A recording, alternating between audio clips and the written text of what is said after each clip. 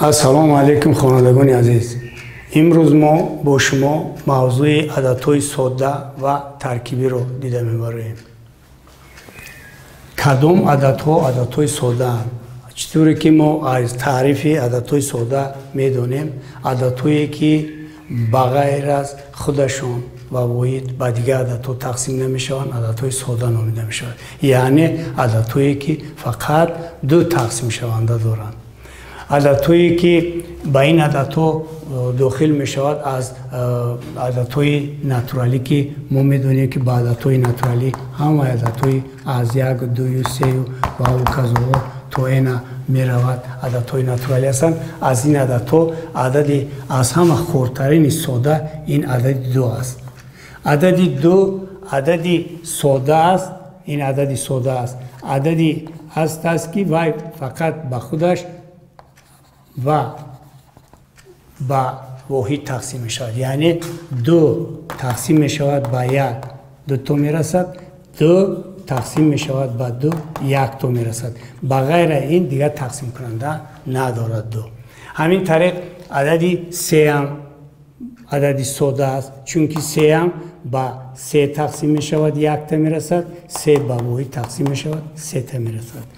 عددهای ساده را اگر من پای در پای نوشتنی شوم، اگر من در اینجا علاوه میکنم که عددهای ساده این هستند عددهای زیرین 2 3 5 7 11 13 19 23 و هکذا. اینها عددهای ساده میباشند که هر یک کدام اونها بغیر خودشون واحد به دیگر عددها تقسیم نمیشن.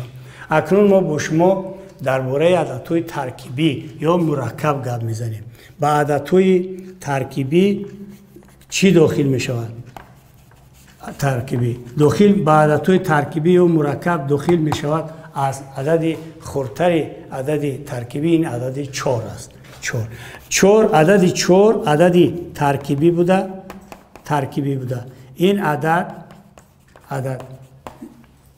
از 2 زیاده تقسیم کننده دارد. یعنی تقسیم کننده اینها کدام است؟ 4 به واحد تقسیم می شود 4 تا، 4 به 2 تقسیم می شود 2 تا، 4 به 4 تقسیم می شود 1 تا. یعنی ما چطوری که عدد 2 را دیدیم در بالا، عدد 3 را دیدیم در بالا تقسیم شونده شفتیم، اگر با پایان نظر کنیم به 4 در بالا 2 تا تقسیم کننده داشتن، در اینجا 3 تا شد. یعنی از 2 زیاد شد 3 میشود، از زیاد 4 میشود، 5 میشود، 10 میشود. چقدر تقسیم کننده زیاد داشته باشد و اینها عادت‌های ترکیبی هستند. با این عادت‌ها مثال شده میتواند از قطار عادت‌های ناتورالی، عادت‌های 6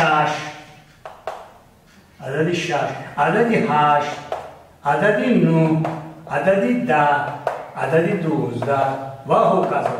یعنی این عددها کدومی از این عددها را اگر ما نگیریم و رو تقسیم کننده زیاد دارند. مثال من 12 را میگیرم، 12 به 1 تقسیم می شود 12 تا، 12 به 2 تقسیم می شود 6 تا، 12 به 3 تقسیم می شود 4 تا، 12 به 4 تقسیم می شود 5 تا، 12 به 6 تقسیم می شود 2 تا،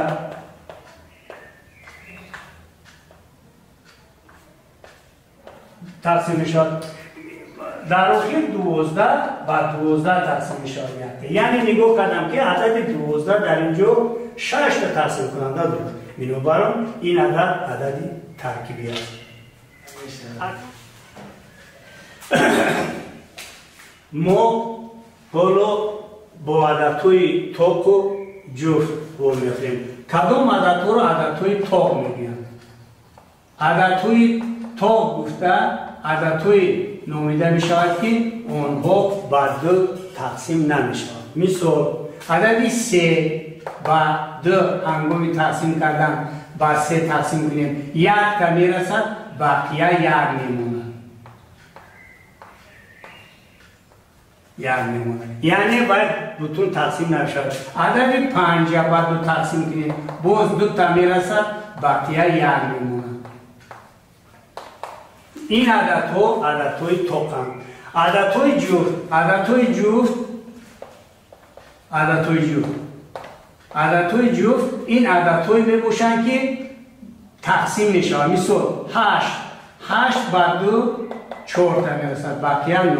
16 بر 2 8 تا میرسد. یعنی اگر عدد بر 2 تقسیم شود به بقیه باید عدد جفت است.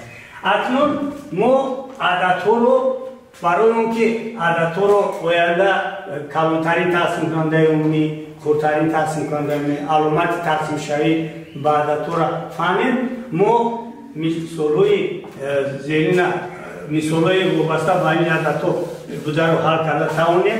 ما باید فاصله ها رو داریم.